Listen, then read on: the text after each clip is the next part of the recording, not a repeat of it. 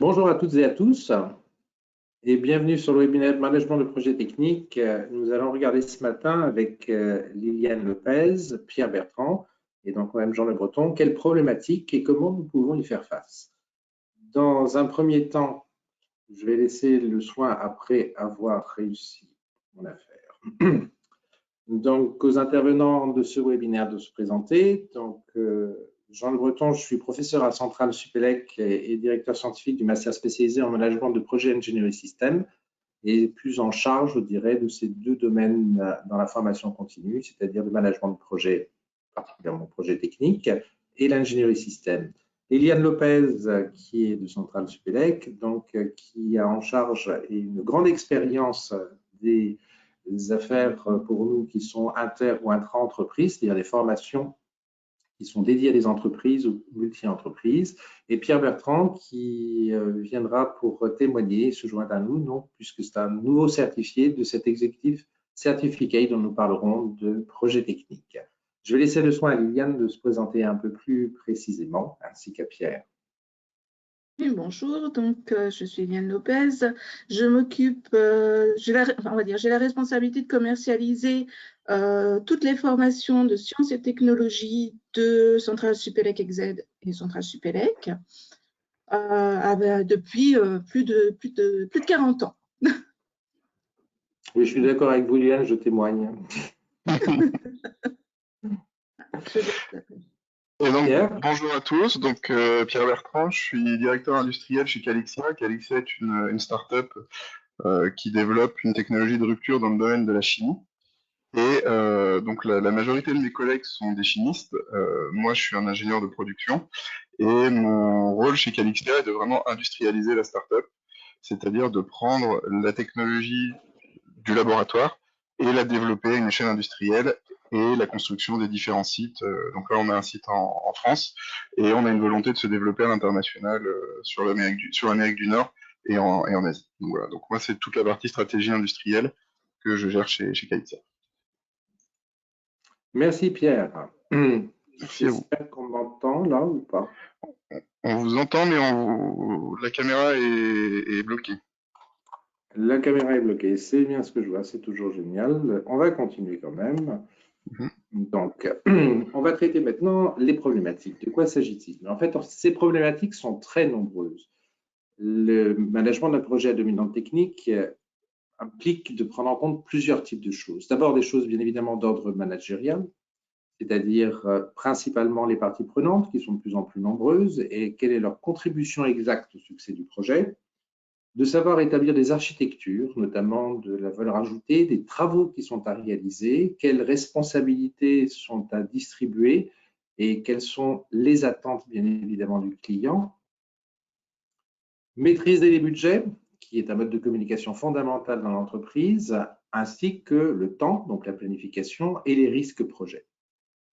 Établir la meilleure organisation en fonction de la composition de valeurs que vous avez déterminée, puisque je rappelle que chaque entreprise doit construire une valeur ajoutée qui est compétitive, qui est originale et valorisable économiquement dans un intérêt pour le client. Maîtriser bien sûr la qualité du projet et la tenue des prévisions.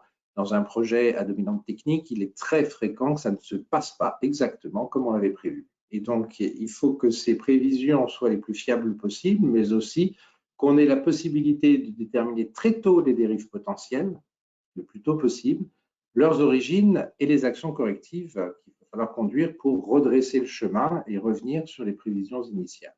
Donc, des problématiques, premièrement, d'ordre managérial. D'autres problématiques, bien sûr, des problématiques techniques, c'est-à-dire comment structurer les besoins, les exigences des clients, comment les comprendre, sachant qu'il y a des exigences formelles, bien sûr, mais il y a aussi des souhaits qui ne sont pas très clairement établis ou documentés par le client et qu'il faut prendre en considération. Il faut essayer de trouver quels sont les points clés, quels sont les facteurs clés de la complexité du système qu'on a à déterminer et à construire. Définir dans cette valeur ajoutée technique la plus pertinente, puisque vous avez toujours des contributeurs. On ne fabrique pas tout soi-même ou c'est assez rare. Donc, on a des fournisseurs, on a des partenaires et il faut savoir qui va faire quoi et dans quel ordre. assurer bien sûr la sûreté de fonctionnement et le maintien de toutes les performances sur tout le cycle de vie du système qui certaines fois est de plusieurs dizaines d'années. Et la mise en service opérationnel doit permettre aux clients, surtout quand ils achètent un nouveau système, d'avoir des transitions et des capacités opérationnelles qui sont maintenues entre l'ancien système et le nouveau. Donc, nous avons vu des problématiques managériales, des problématiques techniques, mais il y a aussi des problématiques qui sont liées à deux autres types de domaines, c'est le domaine de la construction d'entreprise elle-même et de la contractualisation. Je parlais tout à l'heure des budgets, leur construction est importante puisqu'elle est liée au contrôle de gestion et c'est le moyen de communication économique avec le reste du monde. Il faut comprendre aussi comment ça s'intègre dans la logique globale comptable d'une entreprise, aussi bien en termes de compte de résultats qu'en termes de bilan. Il faut aussi savoir construire des plans de charge réalistes. Avec l'expérience et le recul, on peut presque savoir l'âge de celui qui a fait le plan de charge ou l'expérience professionnelle qu'il a, parce que souvent les plans de charge qui sont un peu jeunes, entre guillemets, consistent à on ne fait pas grand-chose au démarrage, puis après on doit tout faire en 15 secondes ou quelques jours, quelques semaines, puis après on ne fait plus grand-chose. Ce qui évidemment n'est pas possible dans une entreprise où on essaie d'avoir une charge la plus raisonnée et constante possible, et on ne peut pas se permettre d'avoir des bosses comme ça trop significatives. Donc il faut anticiper certaines choses ou il faut sous-traiter d'autres choses. Il faut aussi s'inscrire dans la gestion prévisionnelle des emplois et des compétences. Pourquoi? Parce que tout grand projet est une possibilité, une opportunité pour une entreprise d'évoluer. Et donc, il est peu probable qu'au début d'un programme, et 5 ans après, on ait exactement les mêmes emplois et les mêmes compétences. On a toujours une évolution professionnelle liée à l'expérience, liée au marché, qui fait qu'on doit s'inscrire et imaginer que dans 3-4 ans, certaines technologies seront plus mises en œuvre. On vit actuellement d'ailleurs quelque chose qui nous donne un coup de boost, bien évidemment, en ayant stimulé les échanges numériques depuis plusieurs semaines. Construire cette valeur ajoutée en regard des besoins clients, des compétences dont on dispose, parce que certaines fois les clients demandent des choses, bien évidemment, pour lesquelles on ne dispose pas de compétences soi-même. Alors soit on va les acquérir, soit on les achète auprès des tiers, avec un montage contractuel qui soit le plus pertinent, d'obligations de résultats notamment, ou obligations de moyens, pour établir aussi, pour pouvoir avoir ce projet technique, savoir déterminer comment construire une offre gagnante en réponse à un appel d'offres, c'est-à-dire face à une concurrence et face à un client qui, en plus, n'a pas toujours exprimé son besoin de façon très cohérente. Mais Pierre, d'ailleurs, vous qui avez suivi cette formation, parmi ces problématiques nombreuses que je viens de présenter, quelles sont celles qui ont motivé votre démarche?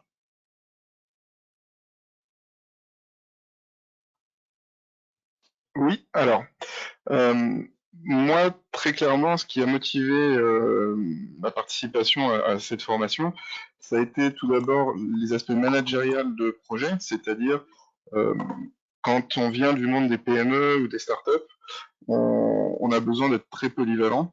Par contre, moi, je sentais un réel besoin sur le management de projet et sur le formalisme que nécessite de gérer des projets complexes, des projets assez longs.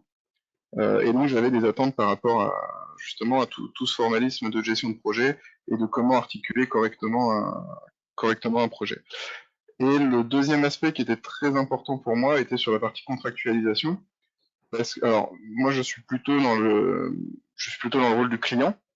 Et donc, je contractualise des fournisseurs ou je contractualise des prestataires. Et sur des projets de développement industriel, ça peut être des contrats qui sont assez longs, qu'il faut assumer dans le temps. Et toutes ces techniques de contractualisation sont importantes parce que un mauvais contrat, une fois qu'il est signé, il faut quand même aller au bout et ça va être un risque pour l'entreprise. Donc voilà, c'est ces deux aspects-là principaux qui ont motivé mon inscription à cette formation. Merci Pierre. D'ailleurs, vous tous qui participez, n'hésitez pas à vous exprimer sur le chat si vous avez des questions ou si vous avez des vues différentes sur ces problématiques qui vous ont conduit aujourd'hui à assister à notre webinaire. Je ne vois rien pour l'instant sur le chat, donc a priori, je poursuis. Comment faire face à ces problématiques? Bien, en général, par la connaissance des processus et des méthodes de l'ingénierie système, qui elle-même couvre 4 types de domaines que j'ai évoqués tout à l'heure, c'est-à-dire des processus de management pour permettre l'intégration du maximum et dans de bonnes conditions de parties prenantes. Par partie prenante, bien évidemment, vous avez le client, mais souvent on lit le client comme étant qu'une seule entité. Or, le client, il ne faut pas l'oublier, est la somme en général d'un maître d'ouvrage, d'un acquéreur et d'un utilisateur qui ne sont pas toujours d'accord. Dans les grands systèmes, ils sont rarement d'accord, parfois même très opposés. Et donc, d'intégrer tous ces besoins, d'intégrer la contribution de chacun est quelque chose de très complexe dans un programme technique. De structurer les travaux donc, et faire en sorte que la structure de travaux, on va empiler de la valeur ajoutée, soit aussi pertinente pour maîtriser les coûts, maîtriser les délais, comme maîtriser les risques. Et ça, c'est une difficulté assez grande parce que maîtriser la valeur ajoutée, on se dit, bon, on va d'abord faire ça, on fait les lots de travaux, ce sont les fameux WBS, mais on ne réfléchit pas assez souvent profondément pour en permettre le contrôle économique comme le contrôle de délai et surtout le contrôle de risques résiduels, c'est-à-dire ceux qui, par votre expertise, n'ont pas pu être totalement annulés. Déterminer les points de rendez-vous, ça c'est fondamental, de savoir à quel niveau d'avancement chacun doit être à un moment déterminé et de synchroniser tout le dispositif de construction du programme de façon claire et par moment, par exemple, savoir prendre des arbitrages où il vaut mieux prendre des hypothèses de travail plutôt que d'avoir la solution calculée par de l'ingénierie parce que de l'avoir, cette solution, que dans 2 mois, ce serait beaucoup trop pénalisant pour d'autres métiers qui ont besoin d'hypothèses maintenant. Établir des indicateurs d'assurance qualité, comme savoir déterminer si les problèmes à résoudre sont de dominante managériale ou à dominante technique. Parce que ça, c'est souvent le grand écueil et dans lequel beaucoup tombent. C'est-à-dire que quand on vient de l'univers technique, on regarde plutôt des solutions à travers la technicité. Quand on vient du domaine du management, on se préoccupe moins de la technique et on pense que tout est une affaire managériale. Non, dans les projets à dominante technique, il y a des problèmes de nature managériale et des problèmes de nature technique. Il ne faut surtout pas se tromper sur l'affectation vers un ou l'autre des domaines. Pour ce qui concerne les processus techniques, c'est principalement lié à tout ce qui est au démarrage, c'est-à-dire la zone d'incertitude forte, l'expression des besoins des clients, les exigences que les clients formalisent, comment doit-on les traiter, comment doit-on les pister, comment doit-on vérifier qu'on a bien atteint effectivement ces exigences, pas de notre point de vue, mais du point de vue du client, donc que le contrat est effectivement réalisé. Et notamment après, la difficulté, c'est de basculer d'une expression de besoin vers une lecture fonctionnelle qui va ensuite conduire à la constitution d'équipements, c'est-à-dire la partie organique pour construire le système. Et enfin, ces processus d'entreprise comme les processus contractuels, c'est-à-dire, comme je l'indiquais tout à l'heure, de savoir construire la valeur ajoutée à la fois pour qu'elle puisse être maîtrisée en coûts, délais et risques, bien sûr, mais qu'elle puisse être partagée clairement, autant pour les produits que pour les services.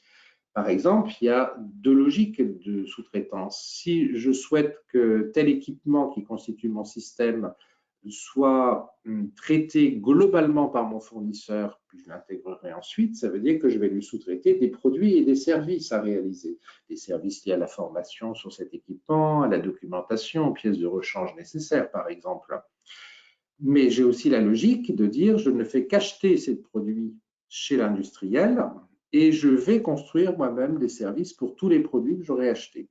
Donc, la construction de valeur ajoutée n'est pas évidente. Elle dépend en plus de l'entreprise dans laquelle on est. Parce qu'au fur et à mesure de son histoire, une entreprise construit la valeur ajoutée d'une certaine façon. Si vous achetez un équipement chez Thales ou si vous achetez un équipement chez Safran, si vous achetez un équipement chez Dassault Systèmes, vous pouvez avoir des équipements qui aboutiront à des mêmes choses que vous verriez physiquement. En revanche, leur construction n'a pas été faite de la même façon selon qu'on a eu affaire à un électronicien, à quelqu'un qui faisait plutôt de l'optique ou à quelqu'un qui faisait plutôt de l'aéronautique. Et il faut savoir construire cette valeur ajoutée, puisque c'est là, bien évidemment, qu'elle va être la rémunération de votre travail. Il faut qu'elle soit distribuée correctement, que les risques soient ventilés correctement.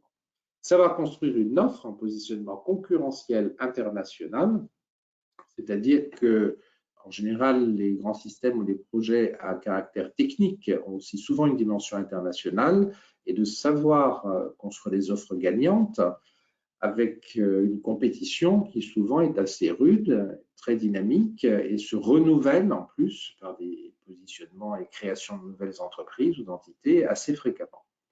Et connaître les différents types de montages contractuels, les passations de marché, de la façon dont, notamment, j'indiquais tout à l'heure, obligations de moyens ou de résultats qui ne conduisent ni au même prix, bien sûr, ni au même résultat à l'arrivée. Mais Pierre, vous qui êtes nouveau certifié dans ce dispositif, qu'est-ce qui vous a le plus marqué en fait dans ce parcours que vous avez fait pour augmenter vos capacités? Alors, en fait, je refais vraiment le lien avec ce que vous avez dit un petit peu plus tôt. Moi, je voyais les choses sous l'angle uniquement technique parce que c'est mon parcours, c'est mon bagage. Et en fait, ça aide vraiment, la formation m'a aidé vraiment à comprendre qu'on ne pouvait pas traiter les aspects projet, par exemple, uniquement sous l'angle technique. Donc vraiment, ce que j'ai retenu de principal, c'est le fameux WBS, hein, qui justement aide et permet de construire l'architecture d'un projet et de pouvoir orienter un petit peu le management du projet vers nos objectifs. Parce qu'en fonction des projets qu'on a, on peut, par l'organisation et par la bonne structure de son WBS, on peut appuyer sur certains aspects. Par exemple, on peut avoir des projets où le coût est le plus déterminant, on peut avoir des projets où les délais sont le plus déterminants, on peut avoir des projets où c'est l'aspect ressources humaines qui est le plus déterminant, et on découvre vraiment quel levier on a et à quel point l'architecture et la structuration d'un projet est importante. Sur la partie contractualisation, donc sur la partie notamment tout le processus de réponse d'appel d'offres, j'ai trouvé que ce qui était très marquant, c'était pareil, de vraiment traiter de façon globale l'appel d'offres. C'est-à-dire que il suffit pas d'avoir une bonne offre technique, il suffit pas d'avoir un contrat bien écrit, il faut que tout soit harmonieux. Il faut prendre toutes les composantes et tout le contexte en considération, et notamment dans le cadre de contrats internationaux, où il y a toute une information sur les aspects culturels, les aspects géographiques, qui au final sont extrêmement importants et qui peuvent faire la différence entre une offre gagnante et une offre qui ne sera pas retenue. Et j'ai trouvé ça vraiment intéressant, enrichissant, et ça permet d'ouvrir un peu son esprit à tous ces aspects-là qui ne sont pas forcément des choses naturelles ou qu'on voit dans les formations classiques. Merci beaucoup, Pierre. C'est bien, je suis content de vous avoir certifié parce que vous le méritez. Effectivement, ce sont des points clés fondamentaux que vous voulez illustrer. Donc, comment y faire face?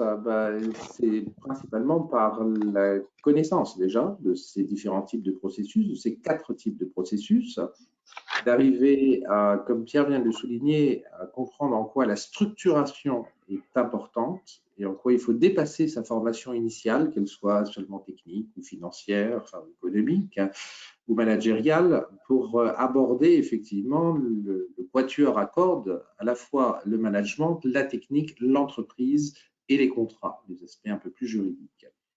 Nous avons pour y faire face la possibilité, si j'y arrive, voilà, de vous proposer, je vais laisser le soin à Liliane de le détailler un peu plus, ce type de certificat au management de projets techniques qui est construit sur 12 jours, qui, comme Liliane vous le reprécisera aussi, sont intégrés au master spécialisé en management de projet ingénierie système, ce qui leur confère aussi, Pierre pourra me dire ce qu'il en a pensé, un ensemble très stimulant, puisque vous êtes dans ce type de certificat parmi d'autres élèves, 30-35 élèves, qui ont un cursus complet et plus riche sur les sujets.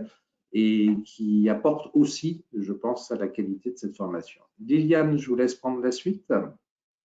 Oui, donc la formation est une formation qui est certifiante, hein, comme a dit Pierre et puis Jean.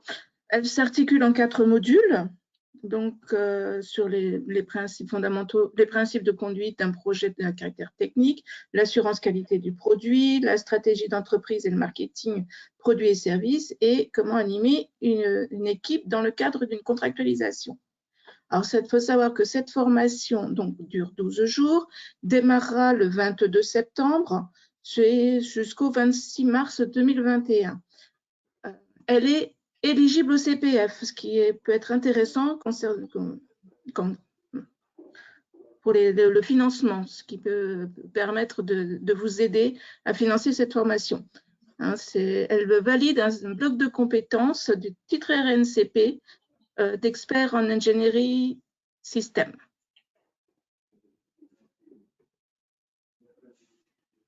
Tout à fait, merci Liliane. Je vois qu'on a peut-être quelques questions qui vont apparaître, mais ça, non, pas plus. Ah. Question pour Liliane. Combien ça coûte la formation? Alors, elle sera de l'ordre de 8 000 € pour l'année prochaine. Je n'ai pas encore le tarif exact. Je devrais le connaître courant de semaine prochaine. Merci Liliane. Donc, il faut patienter encore une semaine pour avoir le montant exact. Question pour Jean et Pierre. J'aimerais savoir sur le point de définir le montage contractuel, le processus de co-engineering. Est-ce qu'il est possible que la question soit un peu plus précisée?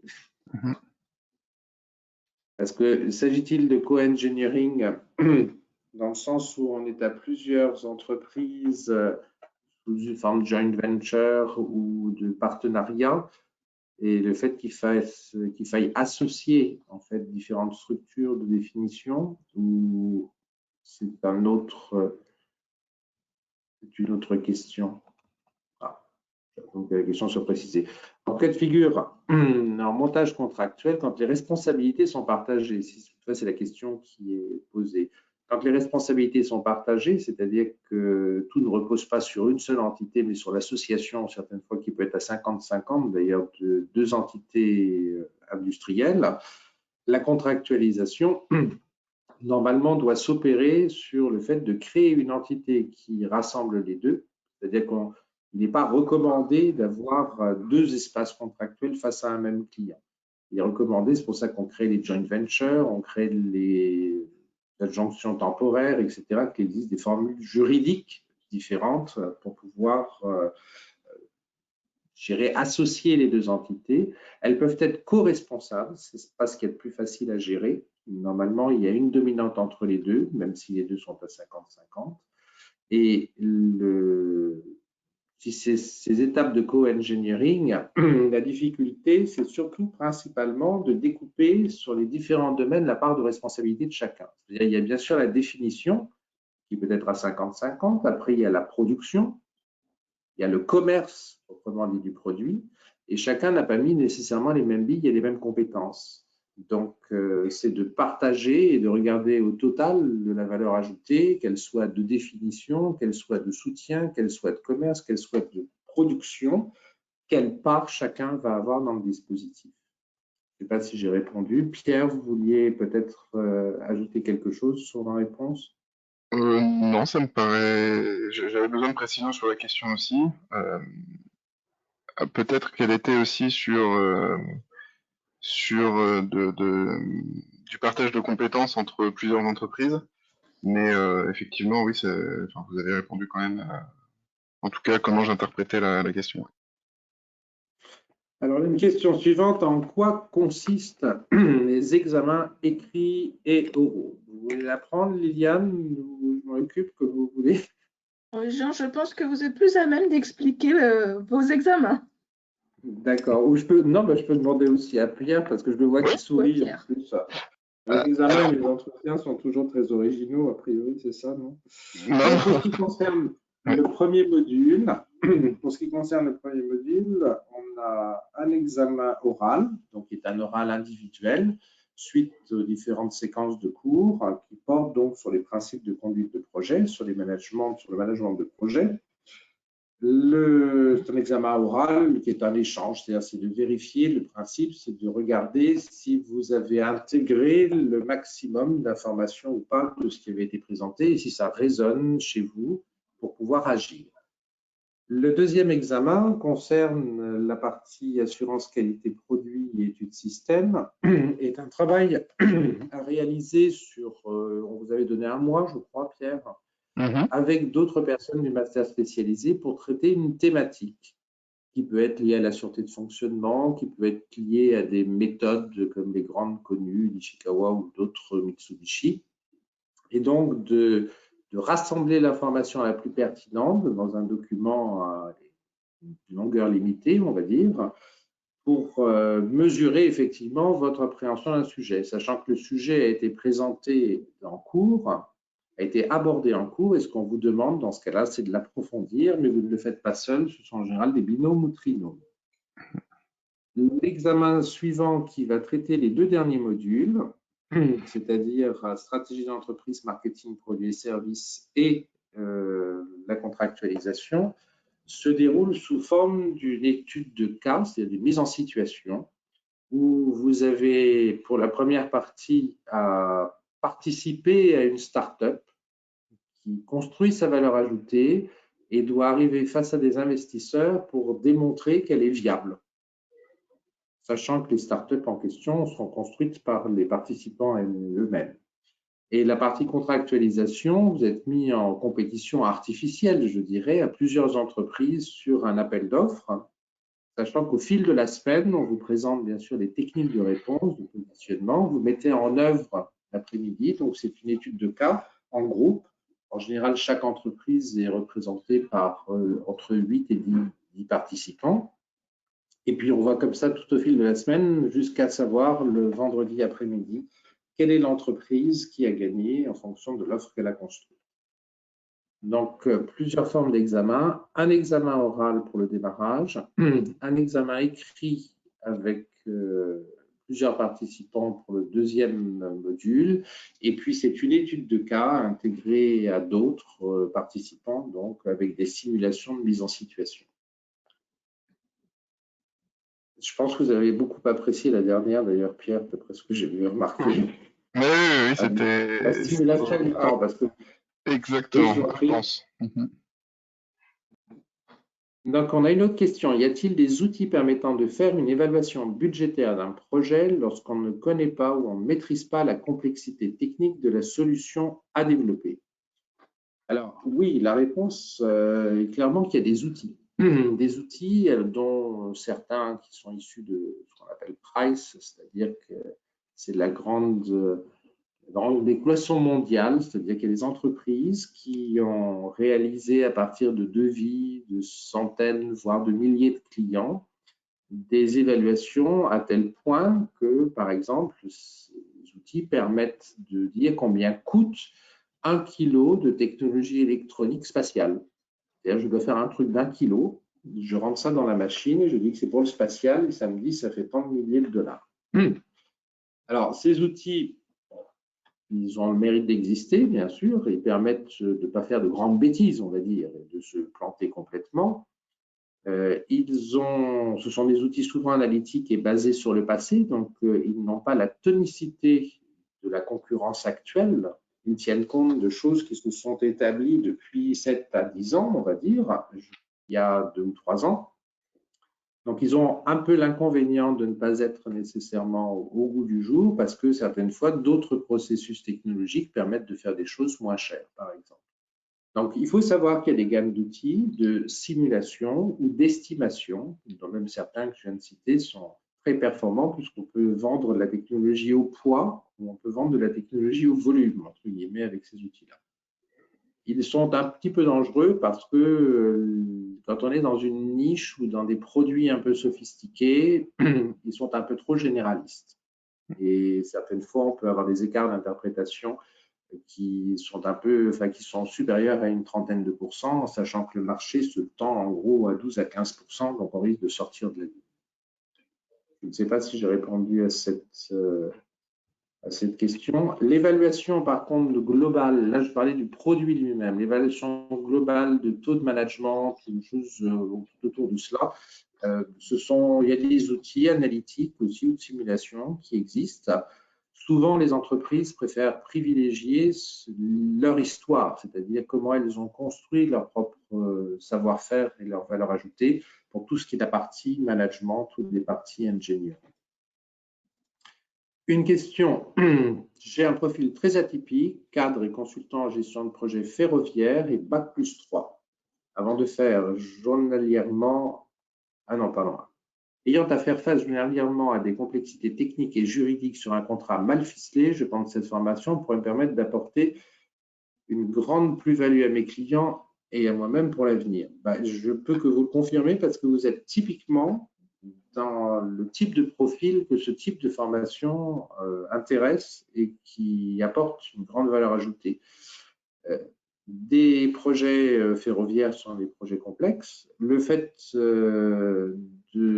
d'avoir un Bac+3 fait que vous n'avez peut-être pas dans votre cursus scolaire justement une opportunité, parce qu'on aborde en général plus tard, de travailler, de structurer les choses en management de projet, même s'il y a des formations ponctuelles qui existent. Donc du coup, comme vous le décrivez très bien, vous êtes confronté journalièrement à de la complexité technique, juridique. C'est pas toujours bien ficelé, même c'est rarement bien ficelé. Il y a toujours même des contradictions, voire des injonctions paradoxales.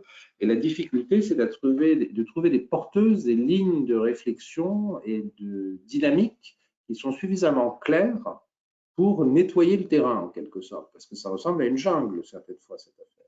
Donc moi, je vous réponds très clairement, mais je vais laisser le soin à Pierre de le faire aussi, que c'est exactement le type de formation qu'il vous faut. Alors oui, moi c'est vrai que je suis sur un domaine qui est un peu plus éloigné, on va dire, des cas d'école ou des cas qu'on voit pendant la formation. Mais clairement, pour les gens du domaine de l'énergie, des transports, tout ce qui est contrat public, la formation, elle est extraordinaire pour ça. Hein. C'est vraiment, on va dire, le cœur des cas qu'on voit. C'est la formation est dimensionnée pour s'adapter à ce type à ce type d'expérience. Donc oui, d'un point de vue perso, je ne peux que vous conseiller cette formation parce que en plus vous aurez la chance de pouvoir transposer directement ce qui est fait pendant la formation à votre expérience. Voilà. Merci Pierre. La question plus précise de notre intervenant était: pourrais-je participer à la formation avec mon diplôme de licence? Quels sont les prérequis? Donc là, les prérequis sur ce type de formation, comme Liliane vous l'indiquait tout à l'heure, ça correspond en fait en certification après à un bloc de compétences du niveau +6, on va dire, hein, le titre d'expert en ingénierie des systèmes. Mais a priori, Liliane, il n'y a pas de souci avec un diplôme de licence pour participer à ce type de certificat. Non, il n'y a pas de problème. On peut le faire à partir de l'essentiel, c'est que avec de l'expérience professionnelle, il n'y a aucun souci. Voilà, si vous avez de l'expérience professionnelle, il n'y a aucun souci, c'est accessible là, justement à Bac+3. Ouais. Les prérequis pour répondre à votre question sont plus liés à l'expérience professionnelle et à la motivation de la personne, c'est-à-dire est-ce que si vous avez une connaissance déjà travaillant depuis plusieurs années dans le ferroviaire, je présume que vous connaissez le domaine ferroviaire, vous connaissez ses aspects technologiques, que ce soit de mécanique, hydraulique ou électronique. Vous connaissez aussi le contexte des clients, donc les prérequis, vous les avez déjà sans aucun souci, semble-t-il. Après, il faut essayer votre dossier, mais de ce que vous en décrivez, ça augure plutôt bien. Question suivante, peut-on faire des simulations en fonction de différents scénarios? Exemple, développement interne, prestataire ou délégation à un bureau d'études externe. Eh bien, je dirais que c'est pas peut-on. La réponse est clairement oui.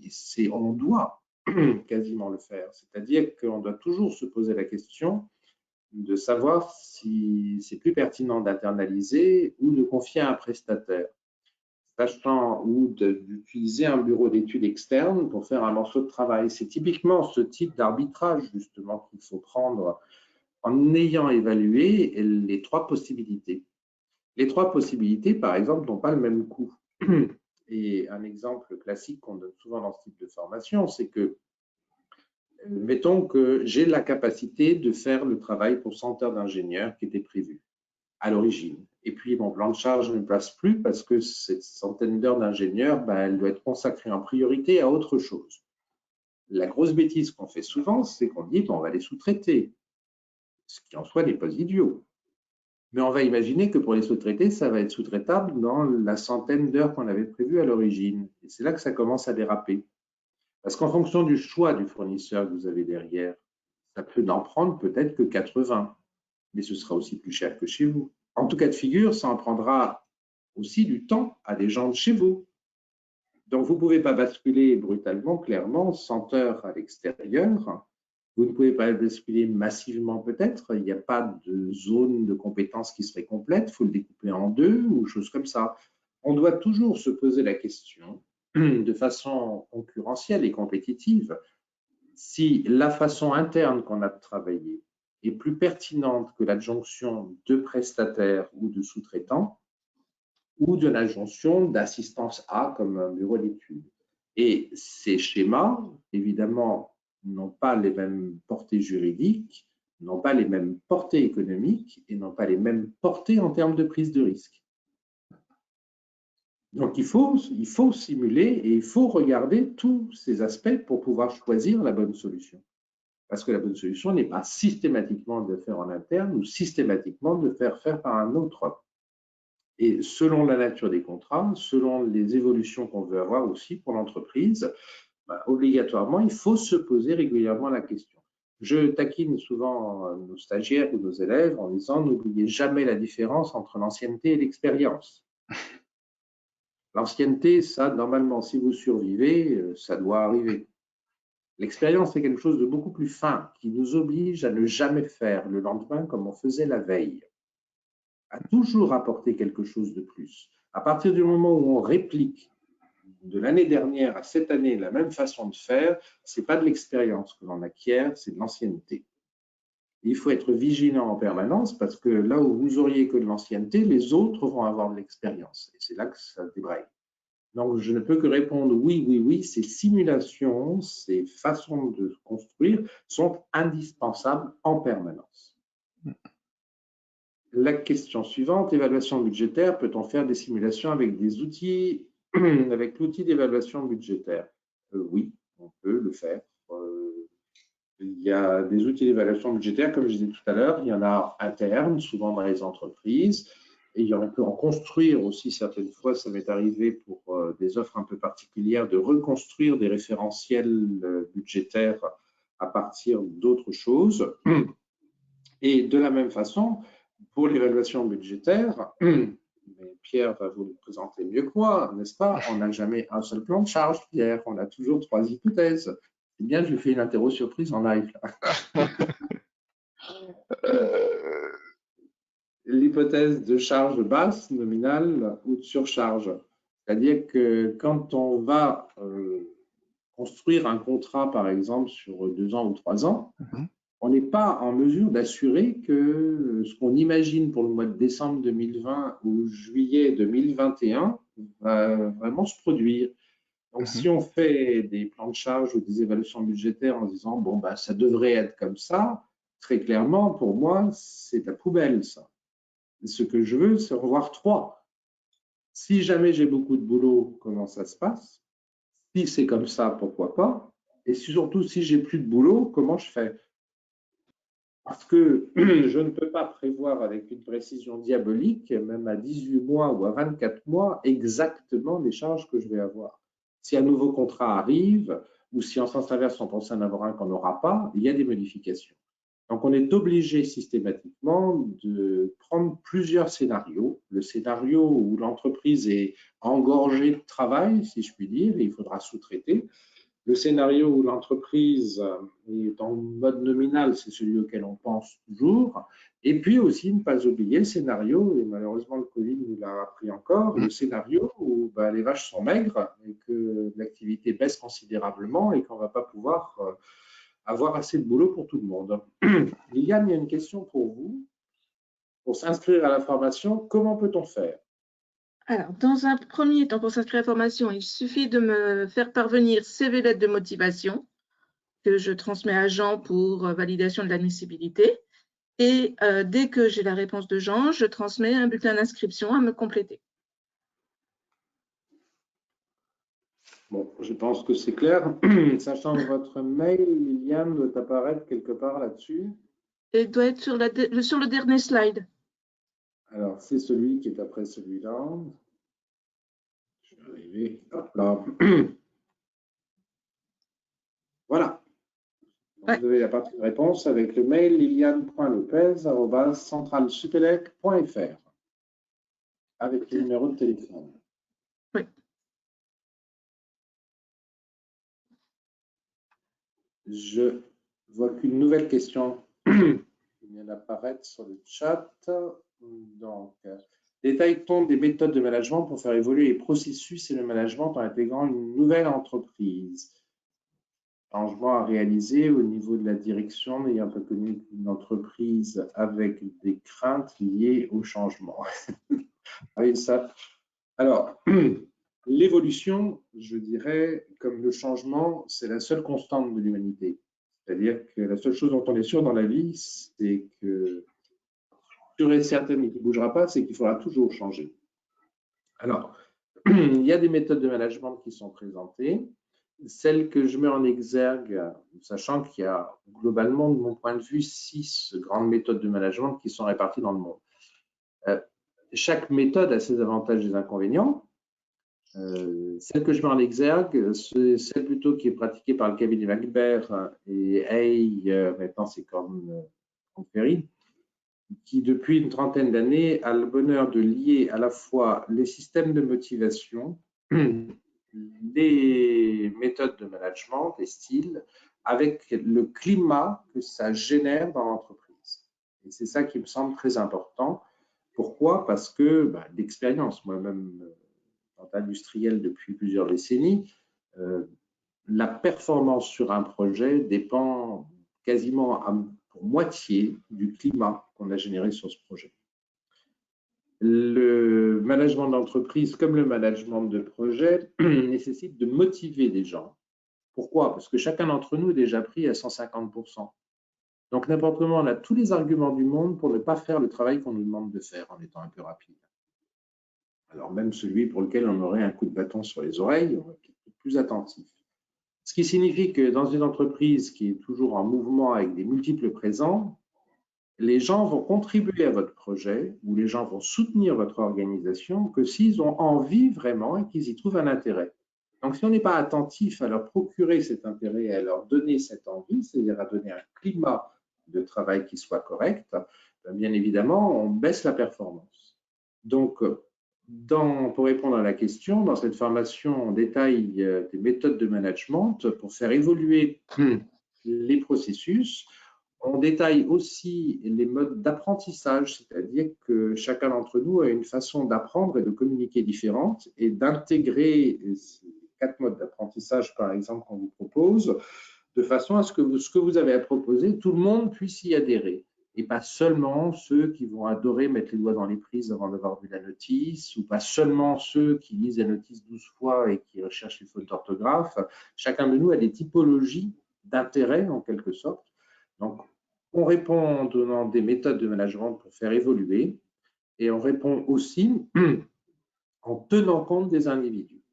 Alors, par exemple, une chose qui est importante et sur laquelle on insiste très souvent, c'est que les actes de management qu'on doit poser ne dépendent pas en priorité des individus auxquels ils s'adressent.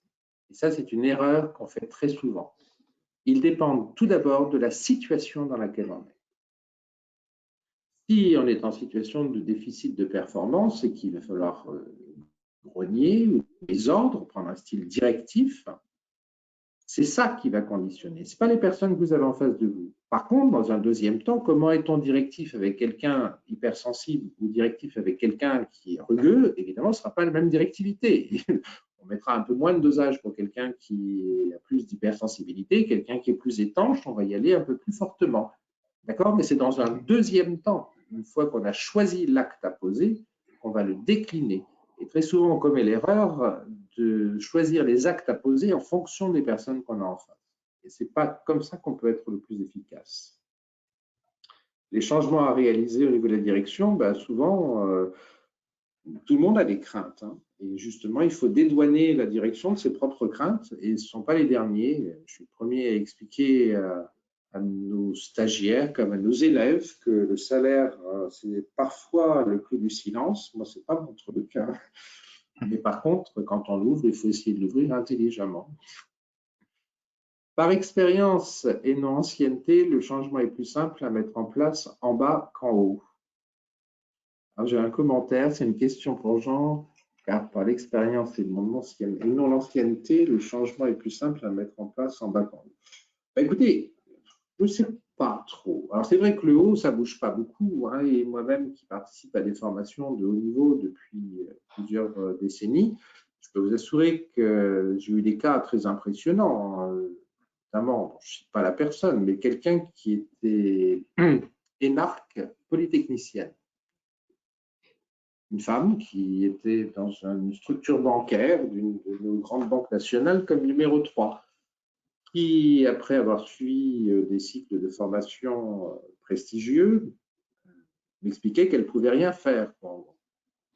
Et je la regardais atterrée. Je lui attendais, vous êtes numéro 3 de votre banque, en étant énarque polytechnicienne, si vous ne pouvez rien faire, expliquez-moi, dans les 14 millions de personnes qui travaillent en France, qui peut faire quelque chose? Vous êtes issu des écoles les plus prestigieuses, dans une banque extraordinaire avec le numéro 3. S'il y a bien quelqu'un qui doit faire quelque chose dans cette boutique, c'est bien vous. La difficulté, ce n'est pas que c'est plus difficile qu'en bas qu'en haut. C'est que quand on monte dans la hiérarchie, paradoxalement, on pense piloter des tonnes de choses, mais on subit des tonnes de choses et que le pouvoir de changer diminue. Et ça, c'est la plaie contre laquelle il faut lutter. Plus on est élevé dans une hiérarchie, plus on a de responsabilités dans le changement. Donc, obligatoirement, bien évidemment, c'est plus facile à bouger ou à mettre en place en bas qu'en haut, mais les deux fonctionnent. Il faut toujours du bottom-up, c'est-à-dire qu'il faut une adhésion des gens qui ont à réaliser, mais il faut aussi un sponsor de ceux qui dirigent. Et on ne peut pas faire que l'un ou que l'autre.